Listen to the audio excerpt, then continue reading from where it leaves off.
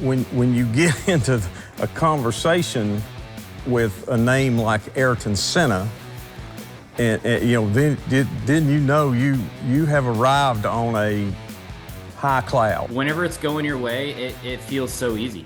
And then whenever it's not going your way, it feels like you were just scratching and clawing. The in-season challenge is down to the final four. Exactly how everybody had their bracket. You're laughing because you know the names that are about to come out of my mouth.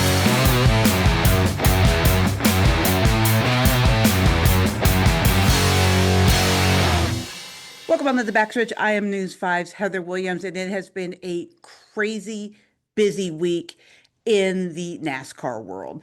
The biggest news broke on Thursday night, the news that 2311 and Front Row Motorsports lost their motion for a injunction and a restraining order against NASCAR.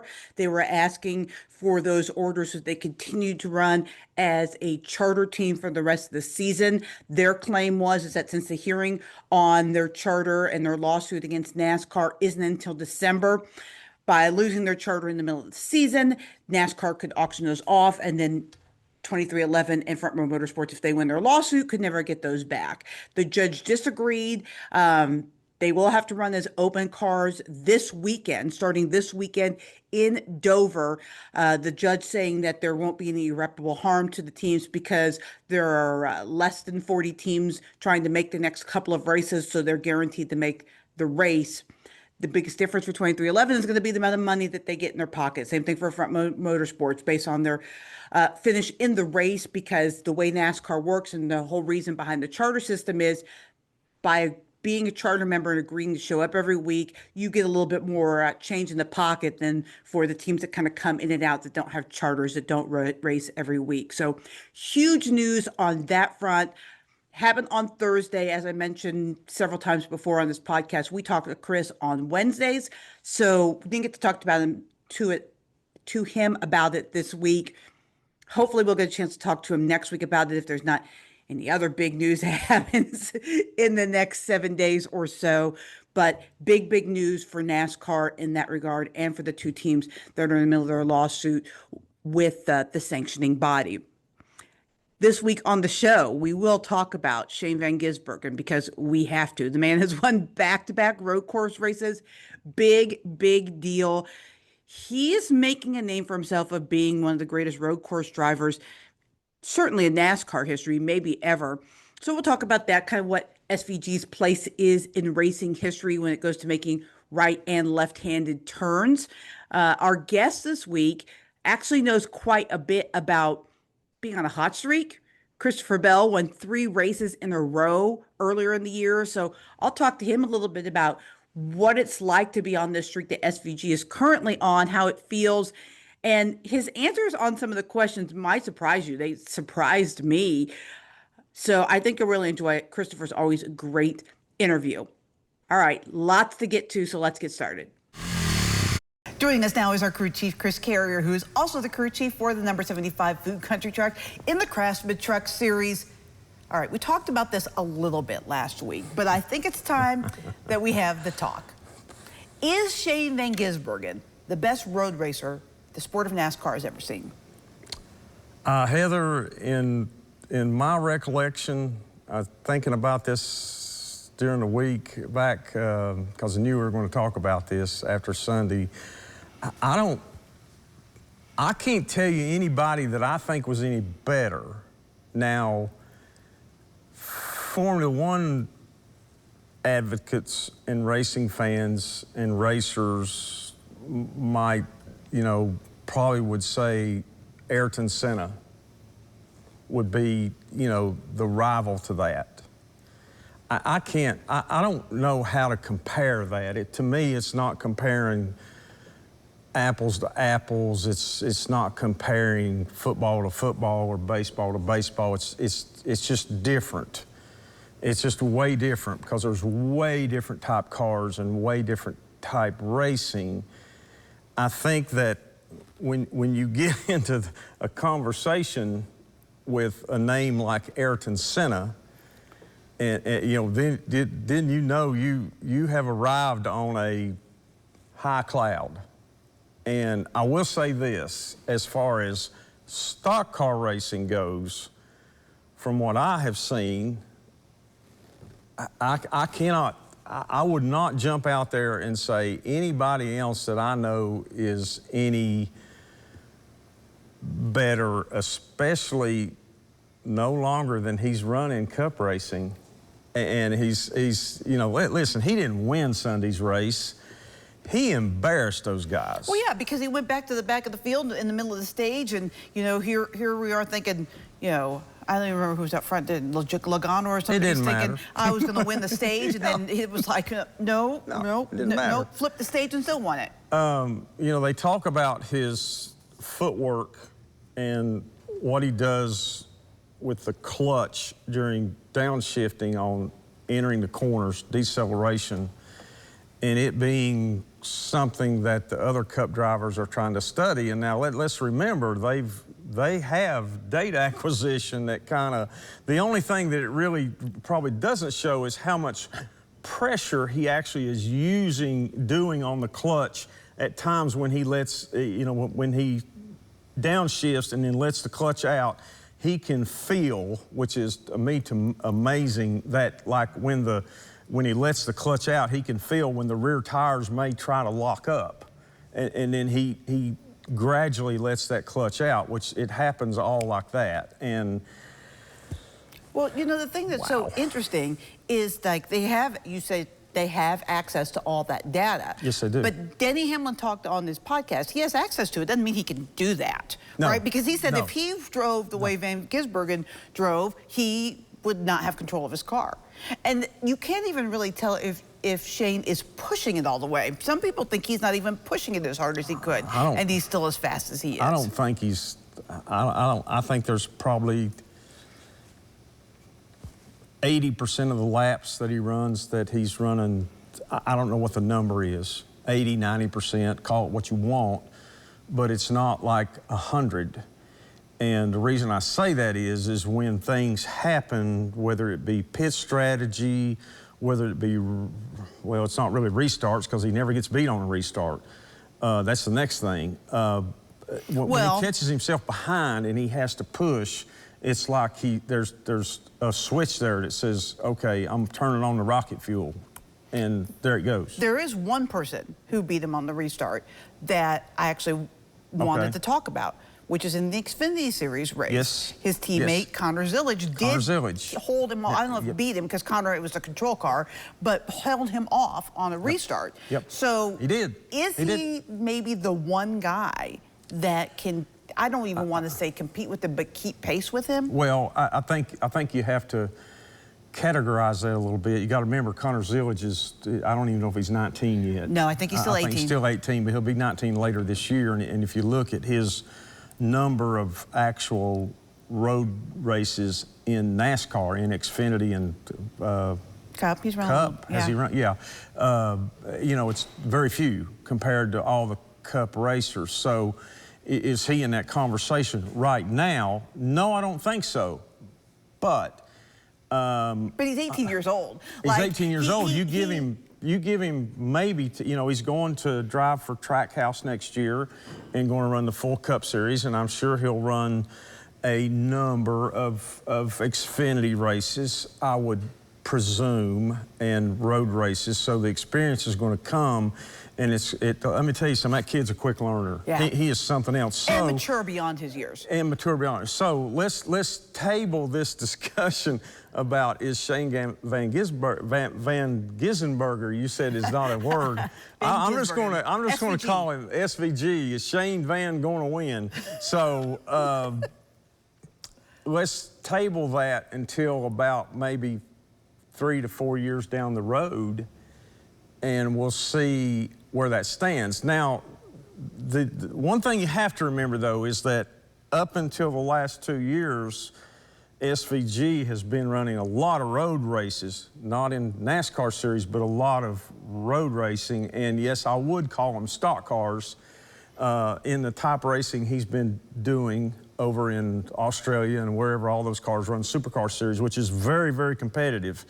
Pretty obvious what he's doing. It's pretty obvious that it's a good training ground, and it's competitive racing because he came out of it, and whew, he's a fast horse. So, you know, I don't know if Connor will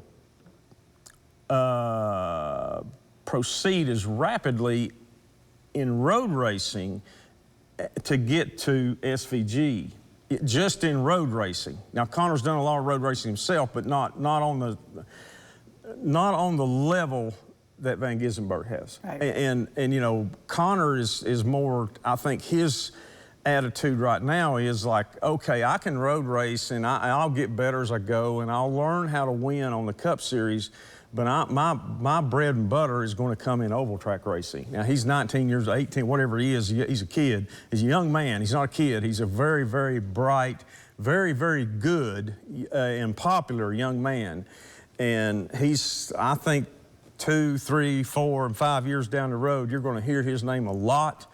He's going to take the place of some others who are in victory lane now. I think he's going to I think he's going to rob some of that and take it for himself. But I'm a fan of him. He drove our truck at Homestead last year. We didn't have a very good day. We had several things happen and so on and so forth. Not a really good sample set of what he was able to do. But he has impressed me. A good bone deep, good young man, and he is one heck of a driver, and he's just a sponge for information. So, but you know, SVG said something in his interview after Sears Point that touched me. He alluded to the oval track racing, and I think it's to the point with him that's like, okay, I proved a point on road racing. Everybody knows if I win a road race, it's no surprise. It's not really any more chink or any more rubies in my armor to win more road races, but I want to win oval races. And then he said something about I want to prove the doubters wrong, or so I can't remember the words. And I thought, well, because at heart, he's a competitor, right? You tell anybody who's a competitor, you tell anyone who's a competitor they can't do something. Yeah. Watch out. Watch out. Yeah. He is that. And again, he to me, he is, you know, I'll be honest with you, with way back when NASCAR racers like myself, you know, we're like, you know, we don't like people from over there to come out and do us, you know. I mean, it's part of it. But, you know, at the end of the day, Heather, he's a human being just like the rest of us, no matter where he's from. And what he has done and the way he has done it and how he has conducted himself through all this and how he has acted and how he has portrayed it in the whole 9 yards, how his interviews, he's nothing but appreciative. I mean, how can you not like him? I was going to say the exact same thing. How could you not? You can say, you know, we don't like people coming from other series or other places.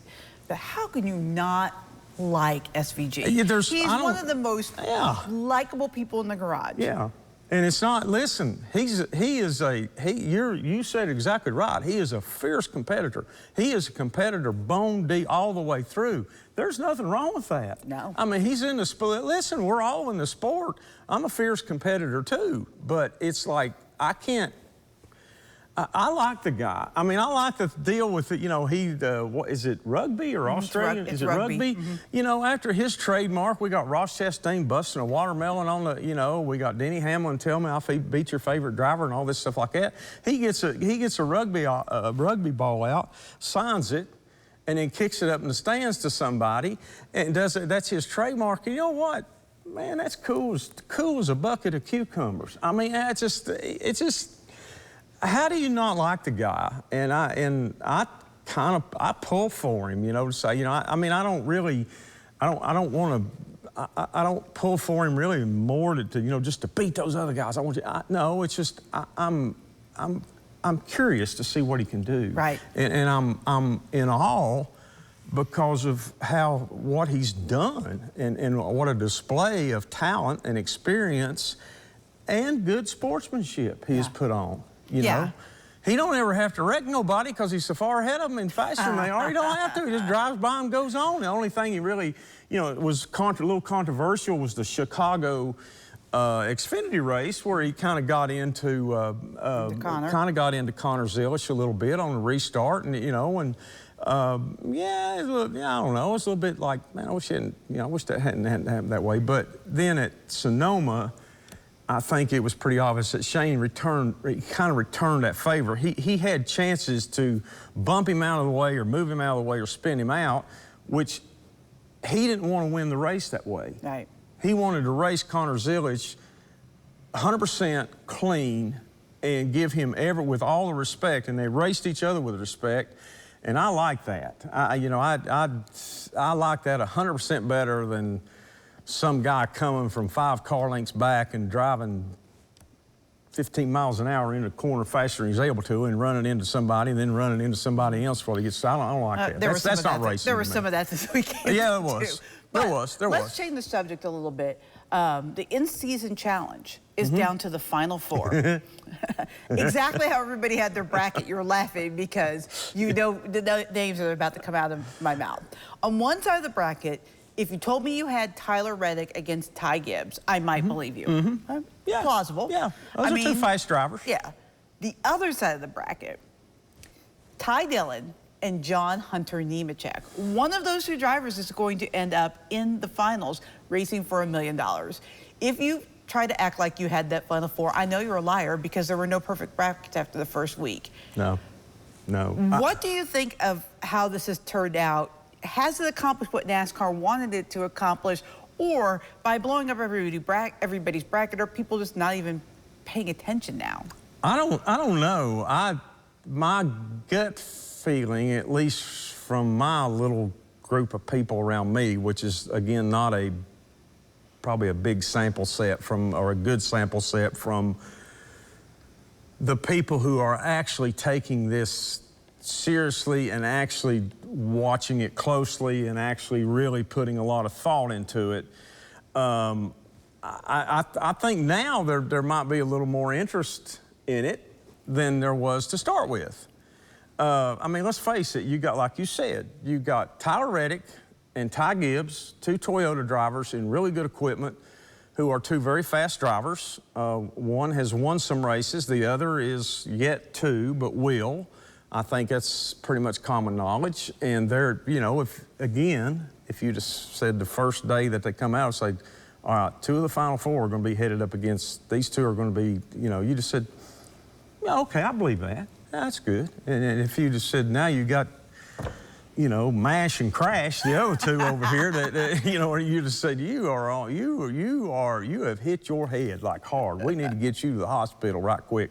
But, you know, the following the Ty Dillon thing, you know, I don't know that anybody's really followed the John Hunter Nemechek story as closely, but following the Ty Dillon thing has been a little bit comical, you know, because he's put a twist on it every week that has, like, made people, pay attention and also made people get some enjoyment out of it. Maybe fun, maybe comedy, maybe laughter, but also, you know, I think he's probably, I would say, if the truth was known, he's probably picked up some followers. Sure. And I talked about this the first week because I felt pretty confident that he was going to beat Denny Hamlin in the first round. Although, you said that. Yes, although I did not have him in the final 4, I will be honest with you.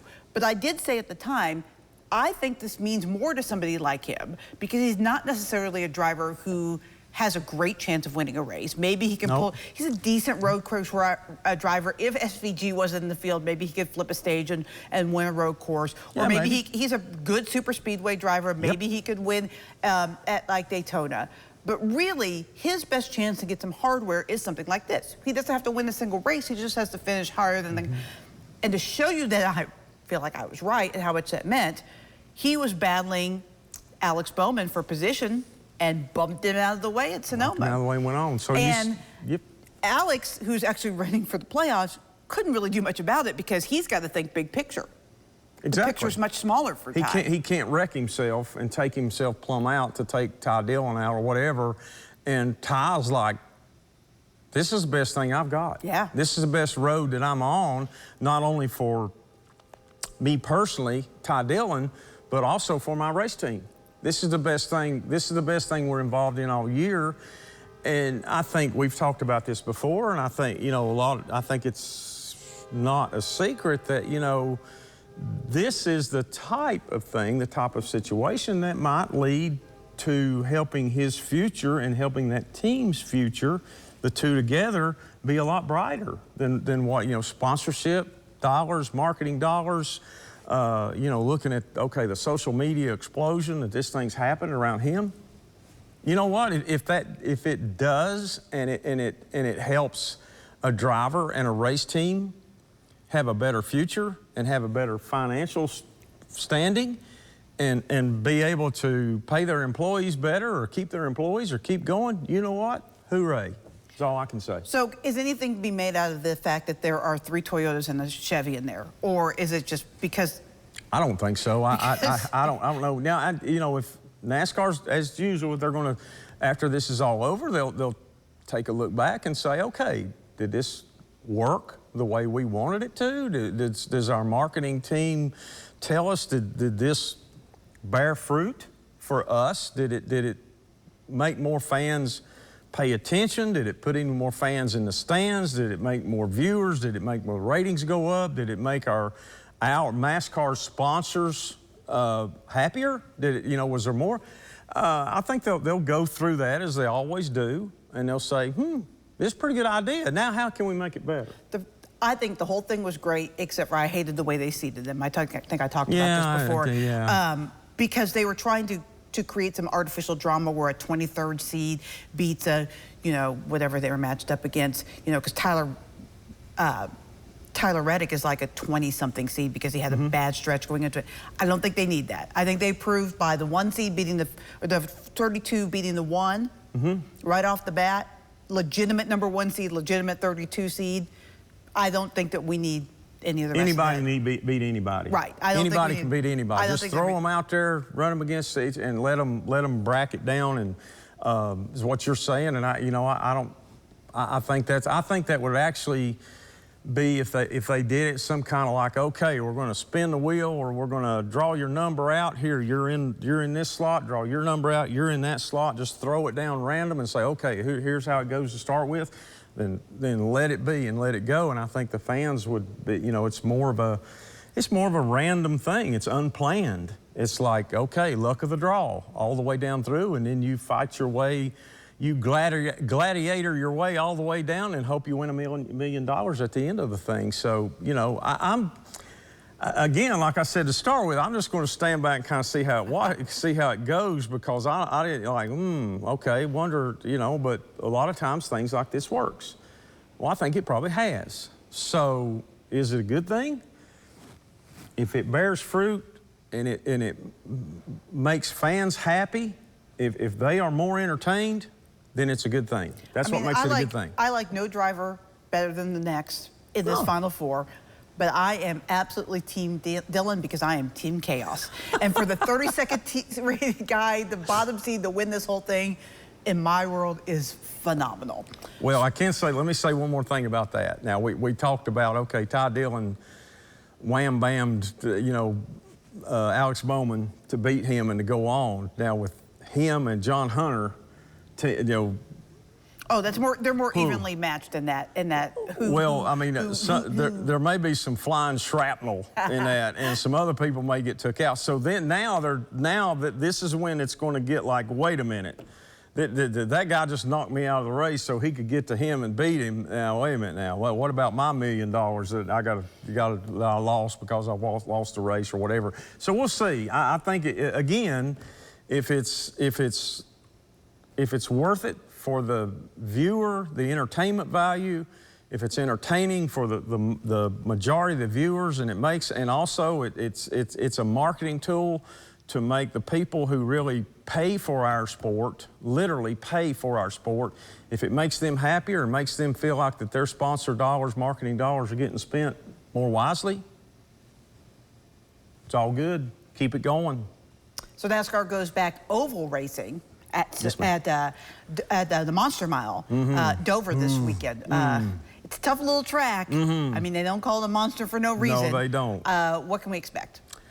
Well, I think SVG may have a little bit harder time this time, I don't think Christopher Bell's three-peat streak is in jeopardy this week. No, probably not. I'll be honest with you, Heather. I always, Dover's probably outside of course, our home greatest racetrack on the planet, Bristol Speedway.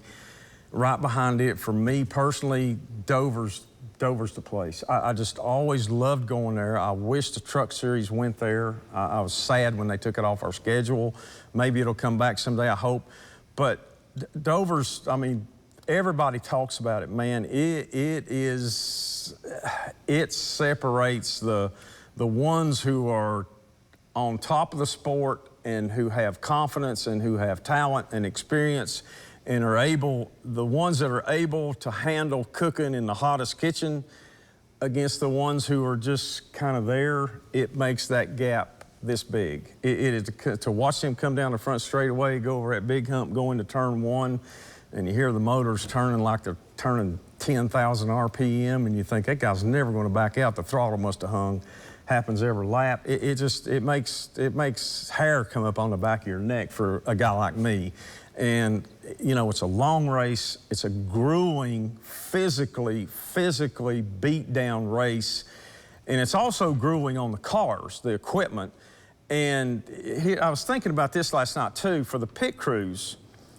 One thing about this is like, Dover is one of those tracks that if you're on pit road, it's one of those tracks that you're close enough to the racing surface on pit road. There's no tri-oval. So they're just like right over there. And you go that whole race and hearing those cars just like they're screaming all the way down the front straightaway, and hear them going. If you're pitted on that end, you hear them go in the turn. If you're pitted on the fourth turn end, you hear them coming off. That noise beats your body to death. You know, it beats you up. And I always wondered for a long time when I come away from Dover, I'm like, man, why am I so tired? Did I drive? What did I run laps during this thing, or what's the deal? And it finally hit me. It's like Bristol. If you're in the pits or if you're close, you know, that noise beats you up. And if you think about if you're like at Charlotte or Michigan or Atlanta or Las Vegas or Kansas, all those tracks that have tri-ovals, you know, when you're in the pits, Daytona, Talladega, you're actually so far away that you don't see the speed. You don't absorb the real how fast these cars are going. You don't see the acceleration, and you don't get beat up by the noise as bad, and you don't realize it. But Dover's like the old Atlanta that was that way. Man, they come by you on pit. You were on pit road, and it's like, man, they're just right over, just right there. And you're watching them go by, and I'm like, holy crap, these guys are flying. They're crazy. These people are idiots out there. And the noise beats you up, and when you leave that racetrack, you feel like, man, I've been in the middle of this. Well, those pit crews and crews are just like that. They're there, then they got to do, you know, probably 8 or 9 pit stops during the day. It's always a daytime race. It's probably going to be pretty hot. It is a physical challenge for everybody there. And the track will change as it goes along. As it gets more and more rubbered up, the blacker it'll get. The top groove will probably become dominant, probably. And, you know, the handling characteristics of the car, the balance will change. The crew chiefs, the driver, the race engineers have got to keep on top of that. They can't get behind it, because if you get behind it, then you get behind on the racetrack and you can't catch up.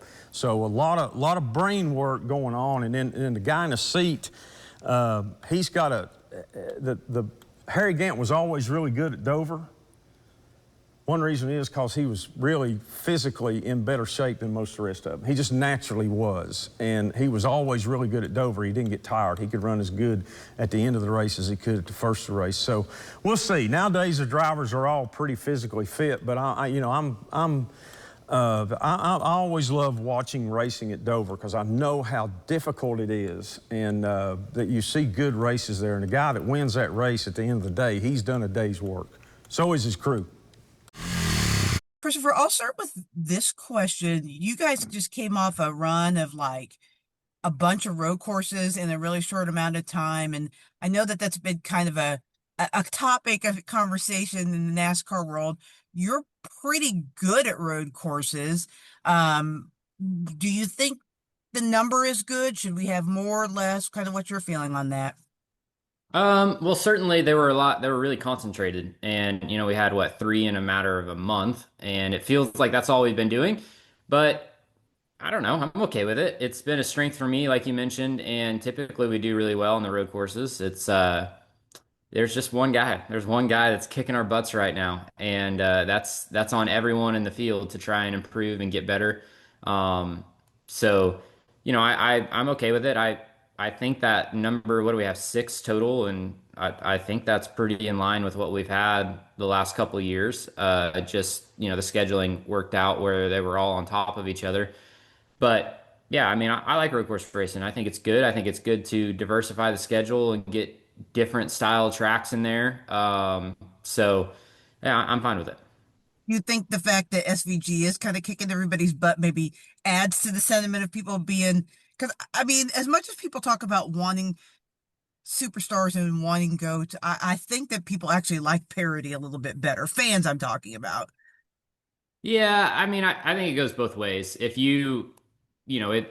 it's refreshing to see that it still can be done. And that's what all of us are striving for. Like every driver out there wants to go and, win three races in a row or whatever it may be, three style races in a row. He's accomplishing what all of us want to accomplish. So my hat's off to him, and it's just I can promise you we're not just all gonna bow down and accept that we can't win a road course race. That's for sure. So it's just gonna make it more compelling. It's gonna push all of us to be better. And he's not gonna keep winning all these races. Like we're gonna catch up to him at some point. I would love to say that at Watkins Glen someone's gonna beat him. I don't know if that's the case, but I can promise you at some point he's gonna get caught up to. As a guy who has won three in a row, who started out very hot this year, how hard is that to do? Like to go on the run that you went on, to go on the run that SVG's on now in this sport, as you mentioned, with everybody trying to do that, how difficult is something like that? Yeah, Heather, honestly, that's a funny question because whenever it's going your way, it feels so easy. And then whenever it's not going your way, it feels like you were just scratching and clawing to finish 15th. And that stretch that I was on at the beginning of the year, like we couldn't do anything wrong. And we showed up to Atlanta's a little bit different because it's a super speedway, but we show up to Coda, the car performance was great. We show up to Phoenix, the car performance was great. And it literally was like we couldn't do anything wrong. And then the next week at Las Vegas, it starts with a I don't even know what happened. We had something wrong with the engine and had to go to the back of the pack, and then it was an uphill battle from there. And one thing that really came to our season, or what opened our eyes, was our strengths and weaknesses. Like at the beginning of the year, we whenever I won those races, those were good racetracks for me, and the rules package really fit our strength. And then all of a sudden, we started hitting more of the intermediate style tracks, which we were really good at in 24. But it's been a weakness for us in 25. Like we haven't been as strong at the mile and a halves and the 2 mile tracks like Pocono, Michigan. So yeah, we are trying to improve on that, and I think we've made gains the last couple from where we were at the beginning of the year. But we still, need a little bit more. And the perplexing part is that my teammates are really strong. Like you look at the, Pocono, Chase Briscoe won at Michigan, Denny Hamlin won. So my teammates are doing really well on those style tracks, but I'm just slightly behind them. So yeah, we're trying to get better and make sure that we're hitting on all cylinders come playoff time. The way that the next gen is, and though how competitive, I mean, you look at Ty Dillon, who's in this midseason challenge, in the Final Four, just how close all the teams are. Does it make those inches and just how close it is even more painful? I mean, I talked to a lot of drivers recently about luck. Everybody says, I've got speed, I just don't have the luck. I mean, that's this? Like, is it more difficult now than it was maybe 5 years ago? I definitely think that's true, and the closeness throughout the field. Like you look at, the last couple years of the old car, and or really the whole period of time with the old car. Like the whenever you hit it, you were exceptionally better than the rest, or exponentially better than the rest of the field, we used to talk about the big three. I remember, what was it? Kyle, Martin Truex, and Harvick. They won like 10 races each or something like that. And they had, their setup was working, their driving style was working. And it's so hard to come by nowadays. Although Shane has it on the road courses. But yeah, it certainly has become harder to elevate yourself ahead of the competition. But you're able to do that on the ovals. Shane's done it on the road courses. On the ovals, it seems like it's harder, but the best guys still do rise to the top. So, uh, I think that luck certainly is a it is a variable in there, but the best guys typically are able to rise to the top. So. I'm not performing where I want to be right now, but I don't think that a lot of that is luck. I think that is something that we need to work on and get better at. This weekend, what's the key to finding victory lane? Um, Performance.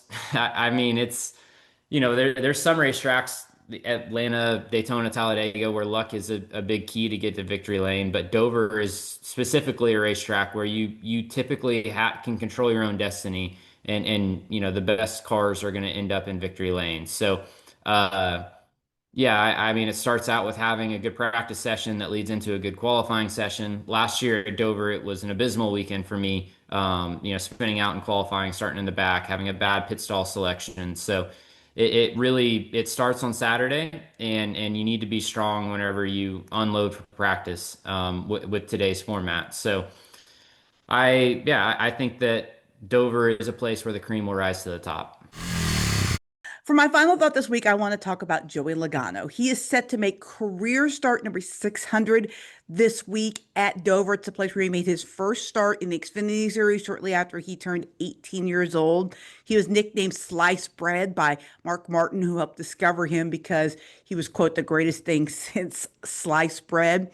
It really took Joey a while to live up to that reputation, but now, 3 NASCAR championships later, numerous wins, a great ambassador for the sport. Standing appearance every week on SiriusXM satellite radio. He does tons of interviews. He's very generous with his time, really lets you kind of get to see and know Joey, not just the race car driver, but Joey off the track as well. Yet still a polarizing figure because he is, one of those guys that's pretty aggressive on the racetrack.